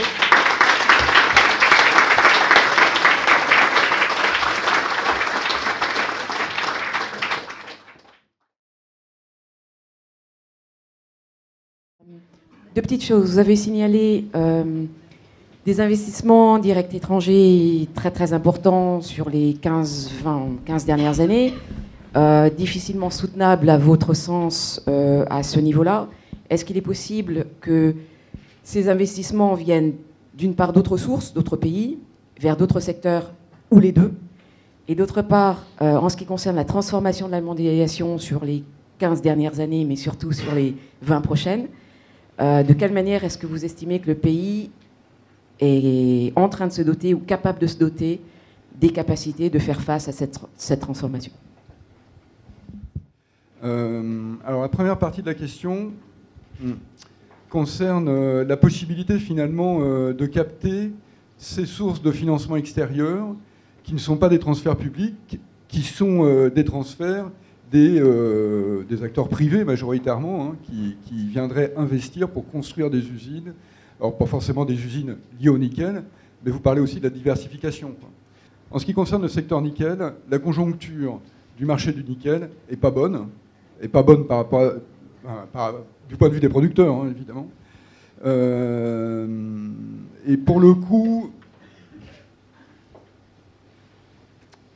la possibilité dans le futur, je dirais à court, moyen terme, d'attirer des investissements aussi importants que ceux qui sont concentrés, les 2 fois 7 milliards, qui sont concentrés pendant la période d'industrialisation, c'est une possibilité qui paraît assez, très peu probable, quoi, hein, faut être clair. Après, la possibilité d'attirer des investissements directs étrangers dans d'autres secteurs. Alors là, c'est une question qui nécessiterait de passer secteur après secteur. On a des secteurs dans lesquels il y a eu beaucoup d'investissements qui ont été faits. Évidemment, c'est le tourisme, au premier rang desquels, oui, évidemment, on va trouver le tourisme, qui a permis de mobiliser des investissements, aussi avec des appuis ou des dispositifs fiscaux particuliers pour encourager ces investissements, etc. On sait que cette stratégie, elle bute sur une limite, hein, depuis plus de 30 ans maintenant, 100 000 touristes, bon. Les autres secteurs qui ont été appuyés de l'économie calédonienne n'ont pas non plus, à mon sens, une capacité à attirer des investissements directs étrangers dans des proportions similaires à celles qu'on a connues sur la période d'industrialisation. Par contre, et ça c'est un aspect qu'on développe vraiment dans le dernier chapitre de l'ouvrage, le positionnement de la Nouvelle-Calédonie, comme beaucoup de petites économies insulaires d'ailleurs, elle doit rechercher absolument la différenciation. C'est-à-dire ne pas essayer de faire la même chose que les autres et rentrer dans une compétition sur les prix. On sait, et on le sait parce que c'est une stratégie qui a été suivie, qu'on a essayé de mettre en place, hein, légitimement, on sait que c'est une stratégie qui ne va pas fonctionner, qui n'a pas fonctionné à mon sens, qui ne fonctionnera pas. Donc la bonne stratégie, c'est plutôt d'aller chercher des secteurs sur lesquels la Nouvelle-Calédonie a un patrimoine, c'est-à-dire quelque chose d'unique, que ce soit un patrimoine naturel, je pense aux plantes hyperaccumulatrices, ou un patrimoine culturel unique qui va permettre effectivement de vendre quelque chose d'unique, donc avec quelque chose qui pourra permettre d'échapper au moins partiellement à la concurrence par les prix, parce que là, en termes de concurrence par les prix, on va tomber sur le même problème que celui que rencontre la Nouvelle-Calédonie, comme beaucoup de petits territoires, hein, depuis des décennies. Juste pour compléter, peut-être, enfin, dans l'ouvrage, il semble que c'est vraiment l'enjeu, il est là, quoi, maintenant, quel que soit, même si les prix du nickel remontent, en fait, ça ira mieux, mais les vulnérabilités seront toujours très fortes et la diversification, la différenciation, on pense, elle est vraiment nécessaire, quoi. Et peut-être que le poids aussi politique qu'a occupé le nickel, et donc, du coup, avec la construction des usines et la focalisation qu'il y a eu, on fait, je dis avec beaucoup de prudence, hein, on peut-être fait prendre du retard par rapport à des stratégies de diversification et de différenciation qui ne sont pas faciles à mettre en place. Partout dans le monde, on le voit, c'est compliqué. Et on a vu quand même sur les années, uniquement c'est sur les années vraiment récentes, la montée en puissance de stratégies par Noravenir beaucoup, qui a essayé quand même de diversifier. Promo Sud aussi, on voit qu'il y a des effets, ça s'agite beaucoup maintenant. Peut-être que ça vient un peu tard par rapport au moment où, on le voit, le régime d'industrialisation il est terminé, le relais il ne se fait pas forcément très bien, et peut-être que là il y a eu un décalage en fait et que les efforts devront vraiment porter là-dessus. Mais ça renvoie aussi peut-être à la question institutionnelle. Il faudrait aussi penser l'organisation du développement des différentes institutions du territoire pour permettre cette réflexion-là de se faire. Bonsoir. Merci beaucoup pour la présentation de vos travaux. Vous relativisez la notion d'exode rural, notamment avec le solde positif au bénéfice de la province Nord. Néanmoins, on constate une croissance du Grand Nouméa, et en particulier à Doumbéa, et la carte que vous présentez ensuite de Nouméa même aurait plutôt tendance à montrer d'une part l'enrichissement de populations non kanak situées dans certains quartiers au sud, et peut-être une présence renforcée de populations mixtes dans d'autres quartiers. Alors, je n'irai peut-être pas jusqu'à parler de paupérisation, mais néanmoins, avec un niveau de vie tout à fait différent. En fait, la croissance démographique du Grand Nouméa, là, les travaux là, des géographes de l'UNC, le constat, c'est que cette croissance démographique, ils ont regardé comment elle s'était constituée, et qu'en fait, c'est d'abord de l'accroissement naturel de Nouméa et du Grand Nouméa, hein, la première. Et en fait, les mobilités, l'apport migratoire, il explique que 20% de cet accroissement. Donc ça permet aussi d'aller dans le sens de cette histoire des sols. Alors après, de fait, oui, là, on n'a pas... Pour la carte, cette carte-là, c'est juste une carte de la population et donc pas des revenus. Mais oui, de fait, je pense que si on calait les revenus sur cette carte-là, on aurait aussi... probablement de fortes ségrégations. Ouais. Ouais. Pour compléter, je pense que ce que les travaux interrogent, en fait, c'est le besoin, on pense, de changer un petit peu de logiciel sur l'aménagement du territoire, où on était tout le temps sur il faut fixer les populations, mais ça a bougé aussi dans d'autres endroits du monde, hein, les logiques d'aménagement du territoire et les politiques publiques d'aménagement du territoire bougent beaucoup. L'idée de fixer les populations, ça veut dire qu'on regarde effectivement l'indicateur, c'est le recensement de la population, et on regarde de période en période où sont les gens, et on regarde si on a fait bouger les gens ou pas d'un endroit à un autre. Or, la réalité, et ce qui fait fonctionner le territoire, et ce qui donne sa résilience aussi à beaucoup d'endroits en Nouvelle-Calédonie, c'est au contraire la mobilité. C'est de pouvoir se déplacer beaucoup, et donc voilà, il y a des pensées de dire finalement, plutôt que de mettre en place des projets à l'entreprise, etc., améliorer les routes, améliorer les transports. Le succès du car est vraiment du rail est là aussi marquant, quoi. Des travaux d'étudiants aussi qui ont cherché à mesurer ce qui passe par la gare routière de Nouméa, c'est énorme. Et donc du coup, il y a besoin de repenser ce logiciel-là, non pas comme simplement des stratégies résidentielles et de donner des services à un endroit, mais de permettre cette mobilité aussi. Quand on discute avec des gens de Yengen, par exemple, qui disent, on a toujours le discours de dire, OK, rééquilibrage nord-sud, ça va à peu près, rééquilibrage est-ouest, ça ne va pas, et on va vers des tensions. Il y a beaucoup plus de sérénité de la part de certaines personnes dans les tribus à Yengen qui disent, les jeunes, s'ils partent et qu'ils réussissent de l'autre côté, très bien, c'est parfait. S'ils ne réussissent pas et qu'ils reviennent, ils auront une autre expérience, ça va enrichir, ça va mobiliser, ça va bouger. Et cette notion de mobilité, et plus là dans la vision. Donc ça nous semble assez important d'intégrer ça et de ne pas se focaliser sur des résultats de recensement de la population et de se donner des outils pour mieux mesurer ce qui circule, comment, avec qui, avec quelle population. Et deuxième point sur la question des inégalités, là on montre aussi que c'est... parce que ce qui se passe en tribu, en fait, ça veut dire aussi, on l'a montré là, c'est qu'il y a les revenus non marchands, enfin, la production agricole, la chasse, la pêche, tamponne assez fortement les inégalités monétaires. Mais ça ne veut pas dire non plus qu'il faut nier l'importance des inégalités monétaires. On est quand même dans un système qui reste dual, avec des rapports marchands qui sont quand même très différenciés entre les différentes communautés. Et ce qu'il faudrait être mieux mesuré, à mon avis, et c'est assez compliqué, c'est ce qu'on a essayé de dire, c'est plutôt les processus de marginalisation plus que les processus d'inégalité, en fait. Et c'est un vrai chantier, en fait, de dire...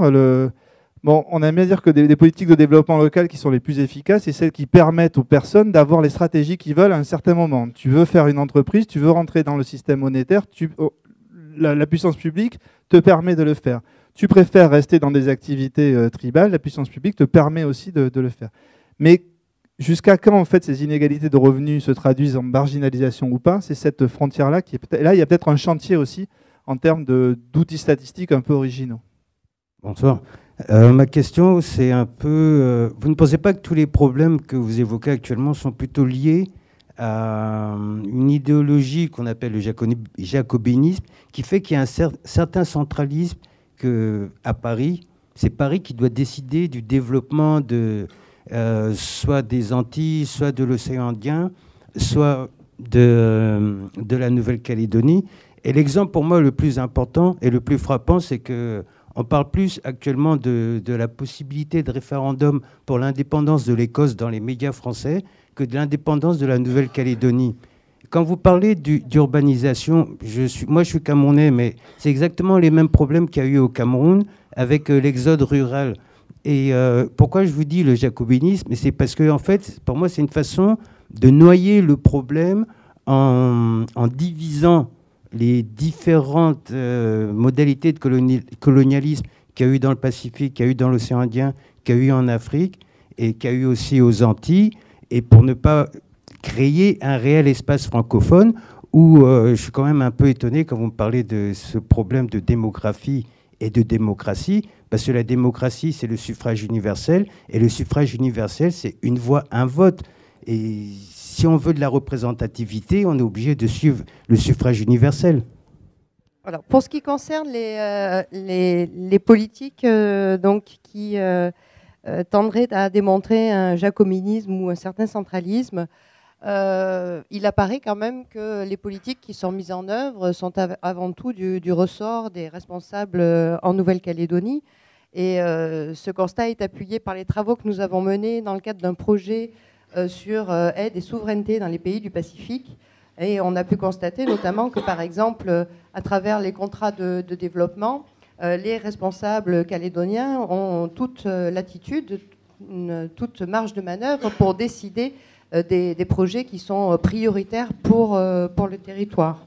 Donc, de mon point de vue, ben là c'est peut-être quelque chose de personnel, mais il me semble au contraire que l'État est là pour soutenir, pour accompagner les politiques publiques, mais il me semble erroné de parler de centralisme. Alors, démographie, oui, effectivement, les principes démocratiques ici sont mis à mal, mais parce que nous sommes dans une société qui est clivée. Et les recherches qui ont été menées par les collègues qui travaillent sur ces questions-là, en droit public notamment, montrent que justement notre système démocratique ne peut pas fonctionner dans une société clivée, et c'est la raison pour laquelle il y a eu toutes ces innovations institutionnelles. Alors évidemment, ce modèle consociatif, il a des limites, hein, on le voit, parce que le fait d'avoir besoin à chaque fois du consensus, cette recherche du consensus, eh bien, elle peut être bloquante, elle peut entraver la mise en œuvre des réformes, mais en tous les cas, elle a quand même permis de restaurer la paix et de permettre à chacun d'avoir accès aux responsabilités politiques. Et ça paraît assez fondamental. Mais évidemment, c'est un système aujourd'hui sans doute que l'on doit faire évoluer. Je voudrais juste revenir sur le succès des provinces, quand même, des constructions provinciales. On en a pas mal parlé. Mais ça, c'est vraiment l'exemple que, finalement, de diviser un peu le vote et du coup d'avoir, de fait, en jouant sur les déséquilibres démographiques, deux provinces qui seront, de fait, majoritairement indépendantistes, en tout cas, a vraiment amené un débat. Là, si on s'interroge aujourd'hui sur les stratégies minières, les trois, et que le problème est posé comme celui-là, c'est parce qu'il y a eu la provincialisation, c'est parce qu'il y a eu une autre vision du nickel, il y a une autre vision de la rente, que ça a pu diversifier les choses. Thierry Menson, justement, on en parlait. Moi, je me souviens très bien de ce qu'il disait chaque fois. Chaque fois que quelqu'un arrivait en Nouvelle-Calédonie, il disait « Oh là là, il y a trop de provincialisation et c'est compliqué à faire parce que les lois sont différentes. » Lui disait « Non, justement, le problème, c'est qu'il n'y a pas assez de provincialisation. Et coltinez-vous ça, quoi. » Et l'expression politique, elle est là, dans les provinces. Et c'est à vous, administratifs, hommes publics, etc., de vous coltiner cette consociativité-là, quoi. Voilà. Et c'était son message. Et, enfin, moi, j'adhère plutôt à ça, quoi. Maintenant, on voit que le modèle arrive peut-être en bout, mais il ne faut pas non plus jeter le bébé avec l'eau du bain. Excusez-moi, quand vous dites vous laissez entendre qu'il faudrait qu'il y ait une stratégie pays pour les trois grands opérateurs du nickel, est-ce que ce n'est pas un peu utopique dans la mesure où on a quand même affaire à trois groupes qui ont des intérêts totalement divergents? Glencore, c'est la multinationale anglo-suisse. Vale, c'est une multinationale canado-brésilienne. Le groupe Eramet, c'est le groupe français. Est-ce que ce raisonnement serait cohérent si on parlait d'opérateurs indonésiens ou russes qui auraient des intérêts nationaux? Mais là, en l'occurrence, bien sûr, usine pays, vous avez dit tout à l'heure, c'est vrai. Mais qui détient l'usine du Nord? Qui a investi 7 milliards de dollars? Glencore. Qui a investi 7 milliards de dollars pour l'usine du Sud? Vale. Donc, ce que je veux dire, c'est que, est-ce que c'est pas un peu utopique de dire, tant qu'il n'y aura pas de stratégie pays pour le nickel, alors qu'on a 3 opérateurs qui sont aussi concurrents que peuvent l'être Volkswagen, Renault et Fiat? Mais l'idée, ce n'est pas parce que vous avez des opérateurs étrangers sur un territoire déterminé qui chacun poursuivent leurs propres intérêts que vous n'avez quand même pas la capacité ou le devoir même d'imposer des règles minimum dans la gestion de la ressource. Après, effectivement, c'est clair qu'on a des intérêts qui sont divergents. Mais par contre, le territoire, il doit pouvoir faire valoir ses intérêts, qui devraient être, eux, convergents. C'est le but du schéma minier. Hein. Après, dans la mise en œuvre, on sait les différentes stratégies qui ont été rappelées. Le Nord, une stratégie de détenir 51% du capital. Est-ce que ça donne une vraie maîtrise de la stratégie de Glencore, du fait de la puissance financière de Glencore, qui est considérablement plus élevée que celle de la province Nord? La réponse n'est pas évidente, évidemment. Hein. Il ne faut pas, sans avoir une vision totalement irénique, en disant que tout va bien se passer, il suffit de le dire pour que ça se fasse. Je crois qu'il y a quand même des positions à défendre sur le territoire, et que ces positions, elles sont d'autant plus facilement défendues qu'il y aura une posture commune par rapport à la gestion de cette rente nickel. Bon. Non, juste un élément. Qui aurait parié dans les années 80 qu'il y aurait aujourd'hui 35% de participation publique dans la SLN, 51% dans une usine du Nord, une usine offshore et un troisième modèle après? Je ne sais pas grand monde, quoi, je pense. Ça veut dire que des choses sont possibles tout de même. Je voudrais d'abord vous remercier pour la présentation très synthétique d'un ouvrage très dense. Donc c'est toujours très compliqué. Merci parce que c'était, je crois, très clair. Merci aussi au passage à la Maison de la Nouvelle-Calédonie d'avoir pris l'initiative. A fortiori parce que, pour reprendre un petit peu un commentaire que j'ai entendu, c'est vrai qu'on n'entend pas beaucoup parler ou pas assez parler à l'échelle nationale, mais ça va pas tarder, je voudrais rassurer monsieur derrière, du sujet de la Nouvelle-Calédonie. Ça va venir et je ne pense pas que l'État souhaite plus conserver sous cloche. Je ne vois pas comment il le ferait d'ailleurs le sujet. C'est une présentation très intéressante parce qu'on retrouve beaucoup de constats qui sont portés politiquement par les élus. Moi, je ne suis pas porte-parole des élus calédoniens, mais ce sont des sujets qu'on évoque beaucoup. Un peu en écho à ce qu'a dit le directeur de la Maison de la Nouvelle-Calédonie, il faut quand même aussi se remarquer qu'en 30 ans à peine, quand même, le territoire a parcouru un espace colossal. Et on a beaucoup, c'est pas ce que vous dites, hein, mais moi je tiens à le dire, souvent tendance à oublier les 12 travaux d'Hercule qu'ont représenté ces 30 années.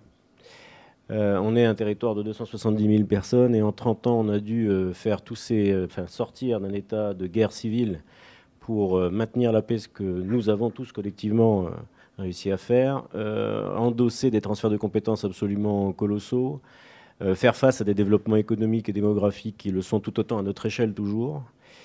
Mais c'est vrai qu'à un moment, comme les arbres ne montent pas jusqu'au ciel, même les cocotiers chez nous, il y a toujours un moment où il finit par y avoir quelqu'un comme vous, monsieur, qui disiez tout à l'heure, peut-être avons-nous tardé, et je suis d'accord avec vous, à nous poser les questions de... C'est pas de l'après-nickel, mais c'est... Parce qu'on n'est pas du tout dans l'après-nickel. Et vous l'avez très bien dit, il faut le petit tabou qui existait sur un nickel omniprésent en termes de PIB, qui est une idée reçue, mais parce qu'on a toujours vécu sur le nickel, en tout cas les plus vieux comme moi, pas comme le jeune sénateur sur ma droite, mais comme moi. C'est par contre contrebalancé, ça, vous ne l'avez pas dit parce que ce n'est pas une dimension, je pense que vous avez eu le temps d'explorer, mais au plan social, par un impact sur le marché de l'emploi du nickel qui est, lui, qui n'est pas à 7%. Hein. On est sur entre 20-25%. Donc on a une dépendance sociale absolument énorme à ce secteur, ce qui justifie d'ailleurs les inquiétudes qui se sont exprimées lorsque l'année dernière, et puis plus récemment encore, les cours se sont effondrés, les usines ont connu des difficultés. Occasion encore de remercier les opérateurs, les acteurs économiques, les sous-traitants et l'État, qui en l'occurrence est intervenu, même dans des sociétés dans lesquelles il n'avait pas, dire indirectement, un intérêt. Donc moi, je voudrais juste vous poser une question par rapport à votre présentation. La diversification de l'économie calédonienne, c'est l'enjeu qui est mis sur la table, que vous exposez très clairement, et qui est un vrai problème, parce que bon, le tourisme, alors on n'est plus à 100 000, on est à 105 000 ou 106 000, donc on progresse quand même de manière assez fulgurante depuis un an ou deux. Je voudrais que ça soit corrigé quand même, c'est 5% de plus. Mais c'est vrai que là aussi, on était condamné aux 100 000 touristes. Donc dès qu'on passe les 100 000, forcément, on a l'impression de progresser beaucoup. Il y a un secteur, il n'est pas tout bête, il est très très important. Et d'ailleurs, il aura une importance tout particulière à l'échelle mondiale et pas qu'en Nouvelle-Calédonie, c'est le secteur primaire. Puisque l'agriculture en Calédonie a été petit à petit délaissée aussi. On a, et Gérard le soufflait tout à l'heure, une microscopique question foncière, puisqu'on a quand même juste 2 statuts qui coexistent et de plus en plus de terres, 2 statuts coutumiers qui sont libres à toute exploitation économique. Donc ça pose la question du statut du foncier, du développement d'outils juridiques, économiques, financiers, budgétaires sur ces terres. Et cette diversification, elle représente, parce qu'il faut la poser comme ça, un enjeu qui est au moins aussi colossal que les 30 années qu'on vient d'évoquer, parce qu'on n'est toujours que 270 000. Hein. Il faut toujours s'en souvenir parce que, et moi le premier, j'aime bien le rappeler quand même, parce qu'on se demande, à juste titre, beaucoup d'efforts. Pour le moment, l'économie résiste tant bien que mal au choc du nickel, mais cette diversification, c'est là où je voulais en venir, pardonnez-moi d'avoir été aussi long, elle réclame ou ne réclame-t-elle pas 2 éléments. D'abord, effectivement, vous l'avez dit tout à l'heure, au plan politique ou institutionnel, puisque l'après-accord de Nouméa, l'après-référendum posera de toute façon, quoi qu'il arrive, la question du développement ou de la réforme des institutions. Peut-être les provinces qui ont été l'outil du rétablissement de la paix, du rééquilibrage, doivent-elles également évoluer dans leurs compétences, parce que malgré tout, en termes de développement économique, c'est plus compliqué d'avoir un développement harmonieux quand on a 3 entités qui sont compétentes en matière de développement et une autre, la Nouvelle-Calédonie, en matière de normes. Qu'est-ce que vous en pensez? Enfin, est-ce que là réside une des clés de la diversification, au-delà du choix? Et ensuite, est-ce qu'on est...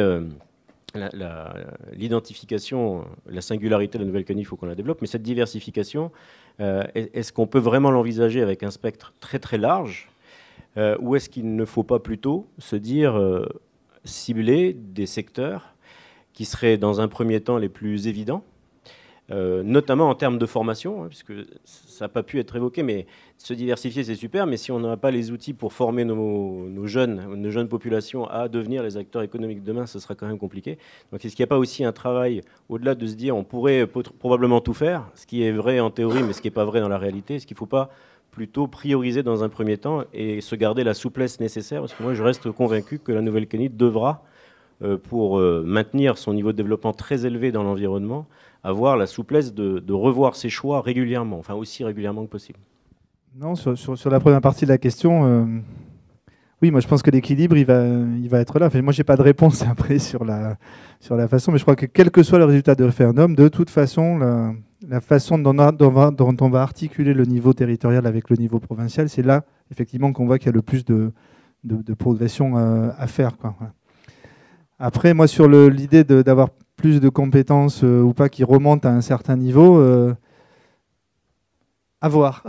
À voir. J'ai pas de solution à ça.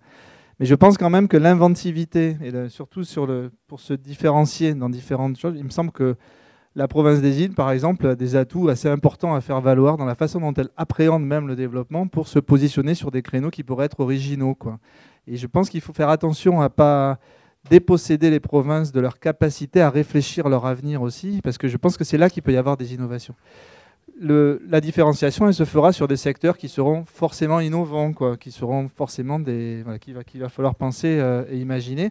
Et cette force, cette diversité en fait, des styles de politique et des visions du monde, de mon point de vue, c'est un atout. À condition, et c'est là que le curseur est difficile à poser, que cette question que la diversité des choix ne se heurte pas trop à la dispersion en fait des efforts publics, quoi. Voilà, la question des provinces et des territoires, il me semble que là, sur les toutes dernières années, là, peut-être c'est très récent, il y a depuis 2-3 ans, il me semble sur les politiques agricoles, sur les politiques environnementales, en tout cas peut-être si d'un point de vue on va dire dans la sphère politique, il n'y a pas forcément de message commun. Il me semble qu'en tout cas, les institutions, les services techniques travaillent de plus en plus ensemble, notamment sur les codes de l'environnement. Voilà, ça commence à discuter sur tout ce qui est agriculture plus marchande. Donc, de fait, on va en tout cas peut-être pas forcément remonter d'un échelon, mais en tout cas, il y a une recherche de mise en cohérence qui est assez récente et qui est en route depuis quelques années. Oui, juste pour compléter rapidement, hein, c'est vrai que avec l'état actuel des compétences, puisqu'il ne nous appartient pas de dire si les provinces doivent avoir plus ou moins de compétences, mais rien qu'avec la répartition actuelle des compétences, c'est sûr qu'on peut déjà mettre en place un certain nombre de choses pour mettre en place un cadre cohérent qui mette vraiment en cohérence les différentes initiatives provinciales, mais communales aussi. Et ça se fait effectivement hein, d'ores et déjà au niveau des techniciens des provinces. On voit, ils se rendent compte, par exemple, quand il s'agit de travailler sur la gestion des déchets, eh bien, de facto, ils se mettent tous autour d'une table et ils font avancer les choses. Mais c'est vrai que s'il y avait quand même un cadre au niveau de l'ensemble du territoire pour les aider dans cette mise en cohérence, ça serait sans doute bienvenu. Sur la deuxième partie de la question, savoir s'il faut cibler... avoir un spectre très large dans la diversification ou plutôt ciblé, il me semble qu'évidemment, il faut partir des avantages. En économie, on parle d'avantages comparatifs. Il faut évidemment partir des avantages dont dispose le territoire. Et ce que montre la théorie économique, c'est que ici encore, l'État, au sens général, hein, c'est-à-dire les politiques publiques, elles ont un rôle déterminant à la fois pour façonner ces avantages comparatifs, mais aussi pour les faire évoluer au fil du temps. Et là, effectivement, il faut effectivement une politique de formation qui soit ambitieuse et qui évolue au rythme justement de la diversification économique. Et donc là, il y a effectivement un effort particulier à mettre en œuvre. Juste un mot pour appuyer ce qui a été dit précédemment. Il est quand même frappant de constater qu'en ce qui concerne l'une des principale source de richesse de la Nouvelle-Calédonie en termes de patrimoine, c'est le patrimoine naturel aussi. Et que sur ce patrimoine naturel, finalement, les conditions d'exportation de certaines plantes, etc., à l'époque où on a écrit le livre, n'étaient absolument pas harmonisées. C'est-à-dire que, notamment pour les plantes hyperaccumulatrices, suivant que vous les fassiez pousser au nord, province nord ou dans la province sud, les conditions qui pesaient sur l'exportation de ces feuilles pour qu'elles soient traitées à Montpellier n'étaient pas du tout les mêmes, mais radicalement différentes. Donc ça pose quand même un problème parce que même si on se projette par rapport à l'idée d'aller chercher effectivement et développer des secteurs productifs qui puissent être différenciés, comme par exemple sur la base de l'exploitation d'un capital naturel endémique unique, s'il n'y a pas un cadrage qui soit cohérent au niveau du territoire, ça n'a pas de sens. C'est-à-dire qu'il suffit d'aller de province sud en province nord pour pouvoir faire quelque chose qu'on ne peut pas faire quand on est en province nord vis-à-vis de l'extérieur. Donc là, on arrive à des situations qui ne font pas sens. Ce qui me réjouit dans votre intervention tout à l'heure, c'est le fait qu'enfin on puisse reconnaître qu'il y a deux supports de l'économie calédonienne, c'est les transferts publics et le secteur nickel. Ça, c'est une réalité incontournable et je suis très heureux que vous puissiez le dire de façon très clairement aujourd'hui, quoi. Ensuite, moi, je suis un peu resté sur ma faim sur le sujet diversification. Il serait intéressant de pousser le raisonnement plus loin et de savoir exactement pourquoi ça n'a pas marché, quoi. On a tenté les politiques de substitution à l'époque. Moi, j'ai travaillé avec Jean Fraisse, j'étais son étudiant à l'époque.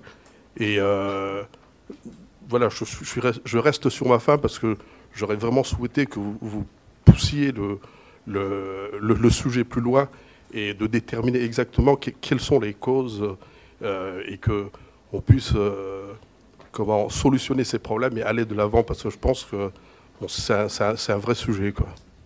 Merci. Il y a différents niveaux de réponse à cette question qui est effectivement une des questions qu'on se pose aussi dans l'ouvrage, hein. On connaît, il y a beaucoup de... Jean Fraisse lui-même proposait des réponses à cette dimension-là, notamment le niveau des prix, le niveau des salaires élevés, faisant qu'en fait la compétitivité n'existant pas, c'est le marché intérieur qui capte la totalité ou la quasi-totalité, finalement, des subventions qui sont données pour le développement d'activités normalement qu'on souhaiterait voir être exportables ou exportées ou être en concurrence avec les importations.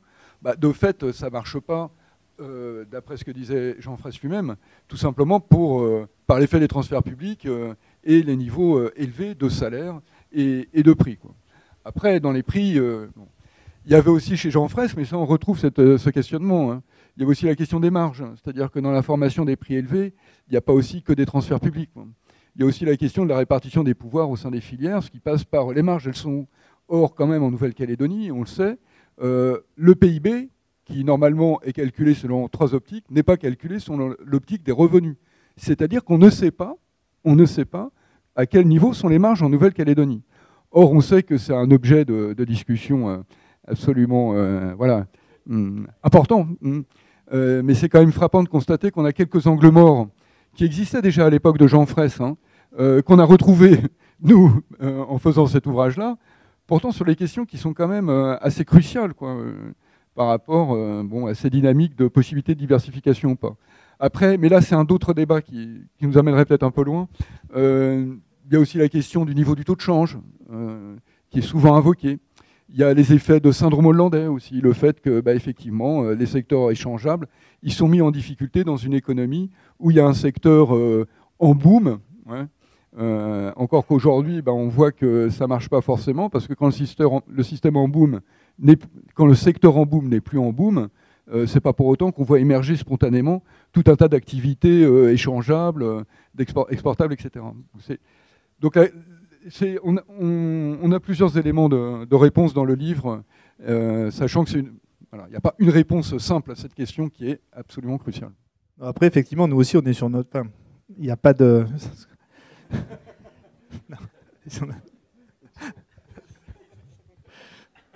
Non, mais les raisons de la difficulté à la diversification, elles sont celles-là, et elles sont posées. Il me semble que dans le livre, on essaie de les remettre, de les réactualiser, en fait, ces questions-là.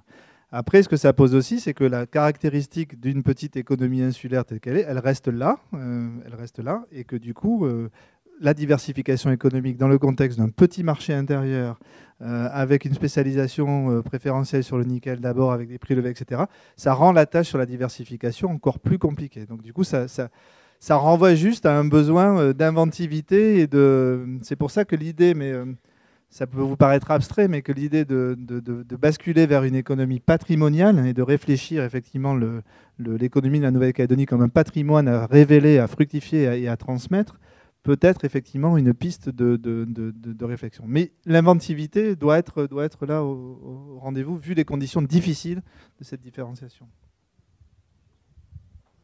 Juste pour finir sur cette question et pour compléter, il est vrai que les structures, les mesures de protection de marché sont importantes de façon à pouvoir développer un certain nombre de filières en attendant qu'elles puissent faire face à la concurrence extérieure. Mais c'est vrai qu'il est important que ces protections de marché permettent une réelle amélioration de la productivité, de façon justement à ensuite pouvoir progressivement abaisser ces barrières et pouvoir exporter les produits et développer donc par ce biais des secteurs, d'autres secteurs de l'économie. C'est clair. On peut continuer à répondre aux questions, à discuter, mais peut-être debout autour de l'invitation de la Maison de la Nouvelle-Calédonie. Merci.